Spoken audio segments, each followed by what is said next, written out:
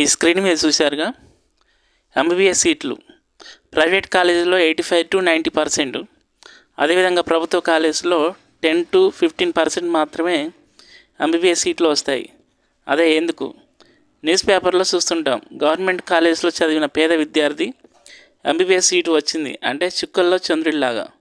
State మొత్తం ఇన్ని colleges, ఇన్ని హాస్టల్స్, అదేవిధంగా ఫ్యాకల్టీ ఇంత ఉన్నా, ఇంత గవర్నమెంట్ ఖర్చు పెడుతున్నా ఎంబీబీఎస్ సీట్లు కాదు, ఇంజనీరింగ్ సీట్లు ఏదైనా సరే ఎందుకని తక్కువ వస్తున్నాయి? ఎక్కడో గవర్నమెంట్ కాలేజీలో చూస్తుంటాం, ప్రిన్సిపల్ మంచోడైతే మంచిగా నీట్ కోచింగ్ ఇచ్చి మంచిగా ప్రిపరేషన్ చేపిస్తే ఆ కాలేజ్లో 5-10 ఎంబీబీఎస్ సీట్లు వచ్చినాయి అని చెప్పి అప్పుడప్పుడు పేపర్లో చూస్తూ ఉంటాం. మరి మిగతా కాలేజ్కి ఏమైంది? గవర్నమెంట్ పట్టించుకోవట్లేదా? ప్రతి నెల 1st తారీఖు రాగానే అకౌంట్లో జీతాలు పడుతూ ఉంటాయి. అదేవిధంగా పిల్లల స్టడీ ఎలా ఉంది, కాలేజీకి వస్తున్నారా లేరా, స్కూల్స్కి వస్తున్నారా లేదా, ఇవన్నీ చెక్ చేసుకోవాలిగా. వాళ్ళ ప్రోగ్రెస్ కార్డు, వాళ్ళ స్టడీ ఎలా ఉంది, ఇవన్నీ చెక్ చేయాలి కదా. ఇవన్నీ ఏం లేకుండా అసలు ఏం చేస్తున్నట్టు? ఒక మధ్యతరగతి కుటుంబం స్కూల్ ఫీజు లేదా కాలేజ్ ఫీజు కట్టాలంటే అప్పు చేయాల్సిన పరిస్థితి ఉంది. లక్షల్లో కట్టాల్సి వస్తుంది.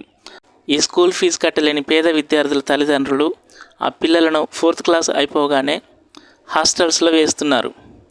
వాళ్ళు హాస్టల్స్లో ఎంతో బాగా చదువుకొని ఎంతో ఉన్నతంగా ఎదుగుతారని ఆశిస్తూ ఉంటారు. కానీ చివరకు వీళ్ళ పరిస్థితి ఎంతో దారుణంగా ఉంటుంది. వీరికి చివరికి ఏ జాబులు రాక, ఇంటి దగ్గర ఉండలేక, బయట బ్రతకలేక చివరకు డెలివరీ బాయ్స్గా పనిచేస్తున్నారు. లోపం ఎక్కడుంది? పేద విద్యార్థులకు ఎన్ని రిజర్వేషన్స్ పెట్టినా సీట్లు, జాబులు రావా? వీరికి తెలివి లేదా? లేక టీచింగ్ చెప్పే వాళ్ళకు జీతం సరిపోక సరిగ్గా చెప్పట్లేదా? లోపం ఎక్కడ ఉంది? ఒక్కసారి ఆలోచించండి.